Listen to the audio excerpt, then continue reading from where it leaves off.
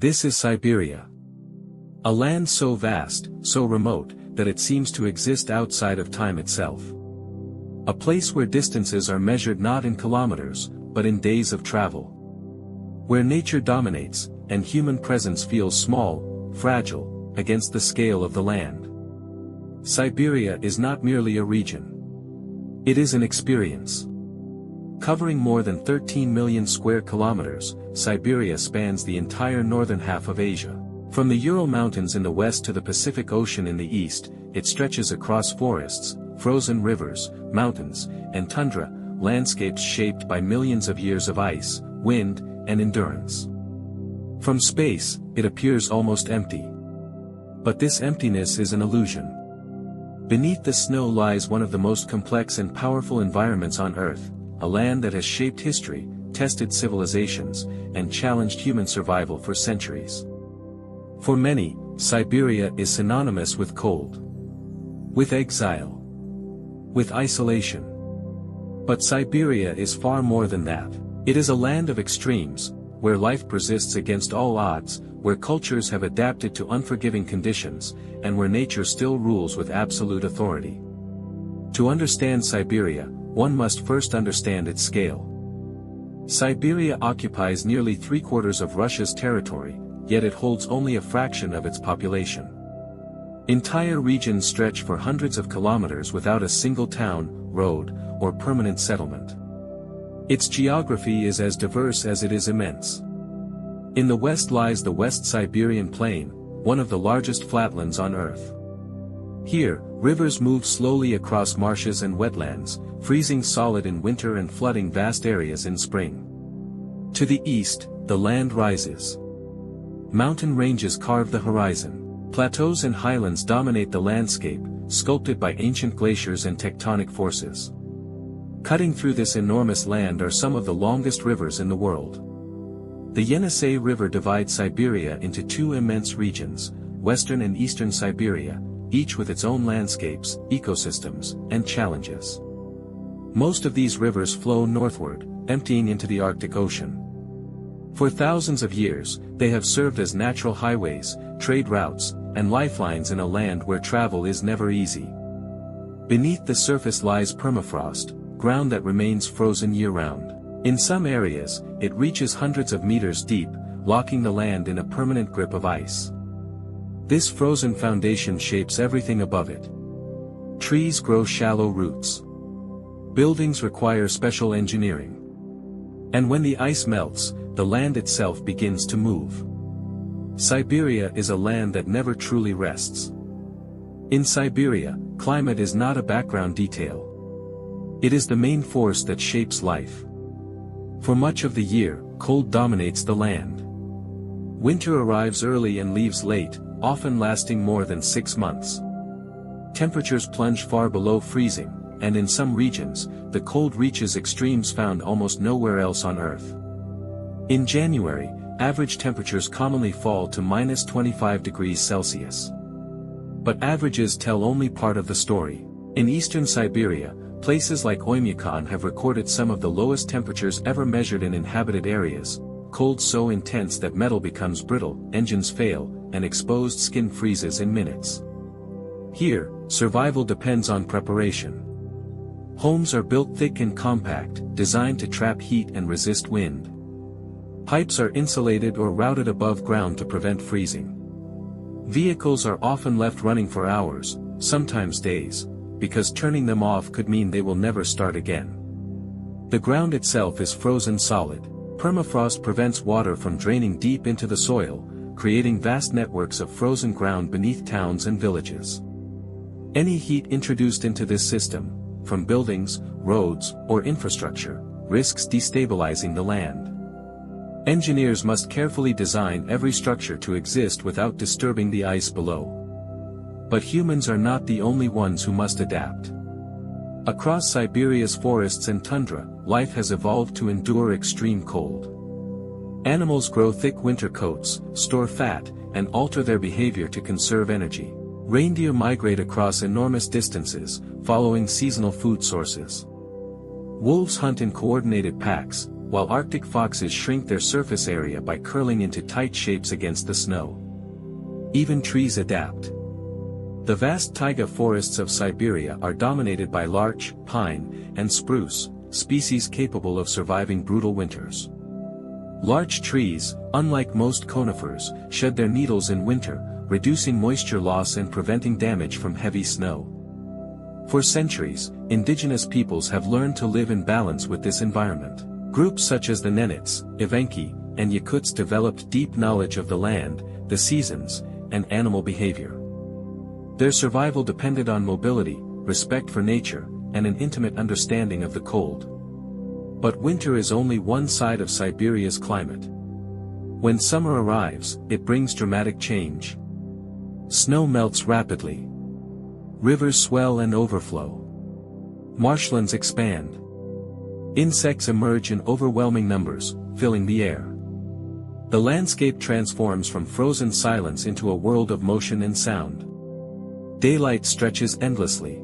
In northern regions, the sun barely sets, creating long, luminous days that allow plants and animals to grow, feed, and reproduce in a short but intense window of time. At first glance, Siberia may appear empty, a frozen wilderness where life struggles to exist. But this vast land is home to one of the most resilient and complex ecosystems on Earth. Stretching across much of the region is the taiga, the world's largest forest biome.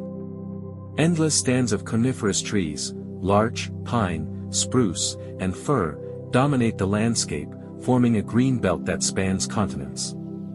These forests act as one of the planet's most important carbon reservoirs, quietly regulating Earth's climate. Beneath the canopy, life moves carefully. In winter, survival is a daily challenge. Food is scarce. Temperatures are unforgiving. Animals must conserve energy or perish. Many species reduce activity, relying on stored fat and instinctive behavior passed down through generations. Among Siberia's most iconic inhabitants is the brown bear. For much of the year, bears roam the forests in search of food, building fat reserves for winter. When the cold becomes unbearable, they retreat into dens, entering a deep hibernation, slowing their heartbeat, lowering their body temperature, and surviving months without eating or drinking. Wolves dominate the frozen landscape. Highly intelligent and social, they hunt in coordinated packs, tracking prey across vast distances. Their endurance is extraordinary, capable of running for hours in deep snow, driven by cooperation and survival. Farther north, the taiga gives way to tundra. Here, trees disappear entirely, replaced by low shrubs, mosses, and lichens. This fragile ecosystem supports vast herds of reindeer, animals perfectly adapted to frozen ground. Their wide hooves act like snowshoes, allowing them to move efficiently across ice and snow. Reindeer migrations are among the most remarkable natural events in Siberia. Covering hundreds of kilometers, these journeys follow ancient routes shaped by climate and instinct. For indigenous peoples, reindeer have long been central to survival, providing food, clothing, transportation, and cultural identity. Smaller creatures also play critical roles. Arctic foxes shift their fur color with the seasons, brown in summer, white in winter, blending seamlessly into their surroundings. Snowy owls scan the tundra silently, while lemmings and rodents cycle through dramatic population booms and crashes that ripple through the entire food web. Rivers and lakes bring another layer of life. During the brief summer, fish spawn in massive numbers, attracting birds from across the globe. Wetlands fill with sound as millions of insects emerge, becoming a crucial food source for birds and mammals alike. But Siberia's nature is not untouched. In recent decades, wildfires have become increasingly common. Lightning strikes and prolonged dry summers ignite vast stretches of forest, sending smoke across continents. While fire is a natural part of the taiga's life cycle, its growing intensity threatens ecosystems that evolved under very different conditions. For thousands of years, Siberia was home to indigenous peoples who adapted to its extremes long before modern borders existed. They followed rivers, migratory animals, and seasonal cycles, building cultures shaped by movement, resilience, and deep knowledge of the land. Everything began to change in the 16th century. As the Russian state expanded eastward, explorers, traders, and soldiers crossed the Ural Mountains into unknown territory. What they encountered was not empty land, but a vast region inhabited by diverse peoples and governed by nature itself. The expansion was driven by resources. Fur, known as soft gold, fueled the early conquest of Siberia. Sable, fox, and ermine pelts were in high demand in European markets, pushing Russian explorers deeper into the forests and river systems of the east. Rivers became highways. Using boats in summer and frozen waterways in winter, expeditions advanced rapidly across enormous distances. Forts were built along riverbanks, slowly evolving into settlements and, eventually, cities. By the end of the 17th century, Russia had reached the Pacific Ocean. Siberia was now firmly under Russian control, one of the largest territorial expansions in human history. But controlling such an immense land posed enormous challenges. Distance, climate, and isolation made governance slow and difficult. Life for settlers was harsh. Early communities faced brutal winters, limited supplies, and constant uncertainty.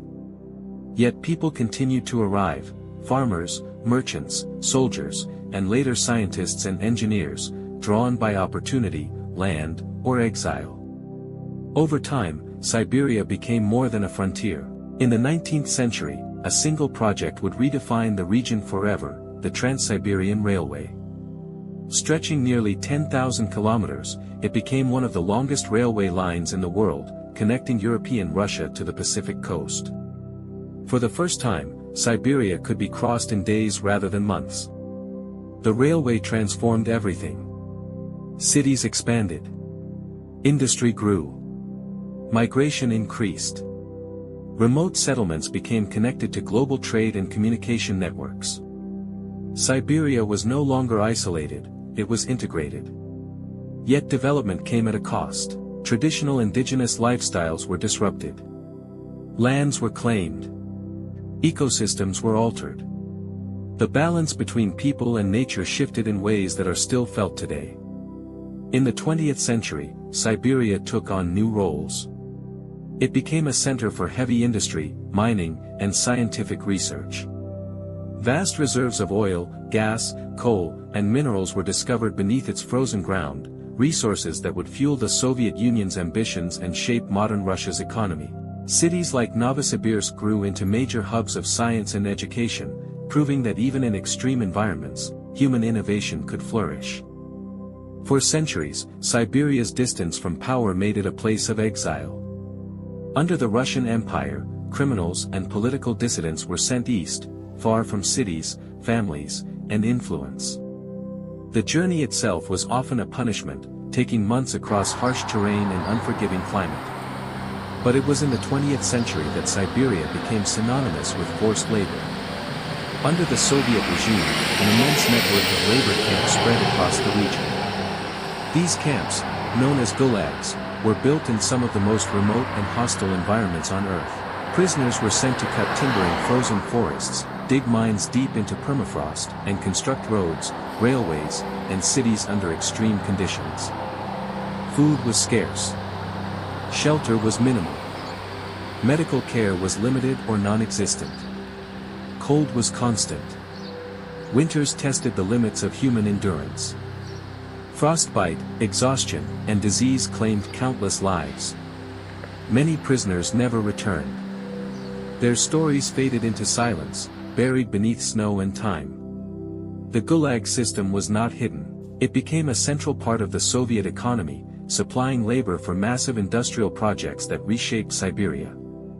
Entire towns and cities were built by prisoners whose names were never recorded. For decades, fear and censorship kept these stories unspoken. Families often did not know where their loved ones had been sent, or if they were still alive. Survival depended not only on strength, but on chance, resilience, and solidarity among prisoners. When the Gulag system was eventually dismantled, its physical remains were left behind. Abandoned watchtowers rusted in the forest. Barracks collapsed into the earth. Roads built by forced labor faded back into wilderness. nature began its slow reclamation. But memory does not disappear so easily. Today, Siberia carries the weight of this past. Memorials, testimonies, and preserved camp sites stand as reminders of a time when isolation was used as a tool of control. The land itself became a witness. In Siberia, silence is not empty. It is filled with history. Yet even here, life continued. Communities formed around former camps. Descendants of prisoners and guards live side by side, sharing the same landscape shaped by suffering and survival. Siberia's story is not only one of oppression, but of endurance, of people who lived, adapted, and rebuilt in the harshest of conditions. To understand Siberia is to confront this past. Because the frozen ground holds more than ice. It holds memory. Today, Siberia stands at a crossroads between past and future. Once defined almost entirely by isolation, it is now more connected than ever before. Modern cities rise from the frozen ground, linked by highways, railways, and air routes that span continents. Technology has shortened distances that once took months to cross. Cities like Novosibirsk have become centers of science, education, and innovation. Research institutes study everything from climate change to space exploration, proving that even in one of the harshest environments on Earth, human knowledge continues to grow. Beneath Siberia's surface lies some of the world's largest reserves of natural resources. Oil, natural gas, coal, and rare minerals fuel economies far beyond Russia's borders. These resources bring opportunity, but also responsibility. Extraction reshapes landscapes, alters ecosystems, and raises difficult questions about sustainability in a fragile environment. Climate change is now one of Siberia's greatest challenges. Permafrost is thawing at unprecedented rates. Infrastructure built on frozen ground is shifting and cracking.